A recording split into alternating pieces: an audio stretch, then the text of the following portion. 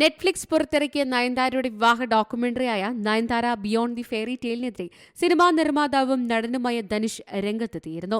ഞാനും റൌഡിതാൻ ചിത്രത്തിന്റെ അണിയറ ദൃശ്യങ്ങൾ ചിത്രത്തിന്റെ നിർമ്മാതാവായ തന്റെ അനുമതിയില്ലാതെ ഡോക്യുമെന്ററിയിൽ ഉപയോഗിച്ചതിനെതിരെയായിരുന്നു ധനുഷ് നിയമ നടപടി സ്വീകരിച്ചത്. ധനുഷ് നൽകിയ ഹർജിയിൽ നയൻതാര, ഭർത്താവ് വിഘ്നേഷ് ശിവൻ, വിവാഹ ഡോക്യുമെന്ററി റിലീസ് ചെയ്ത നെറ്റ്ഫ്ലിക്സ് എന്നിവരോട് ജനുവരി 8 മറുപടി നൽകാനാണ് മദ്രാസ് ഹൈക്കോടതി നിർദ്ദേശം നൽകിയത്. ഇപ്പോൾ മദ്രാസ് ഹൈക്കോടതിയിൽ ധനുഷ് സത്യവാങ്മൂലം നൽകിയിരിക്കുകയാണ്.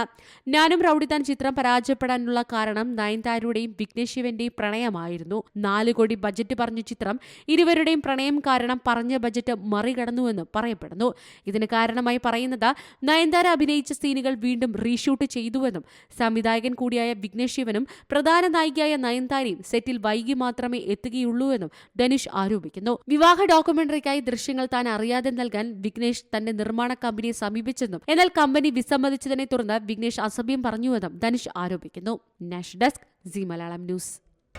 പുതിയ വാർത്തകളും വിശേഷങ്ങളും ഇനി വിരൽ തുമ്പിൽ. എല്ലാ ഡിജിറ്റൽ പ്ലാറ്റ്ഫോമുകളിലും ഇപ്പോൾ സി മലയാളം ന്യൂസ് ലഭ്യം.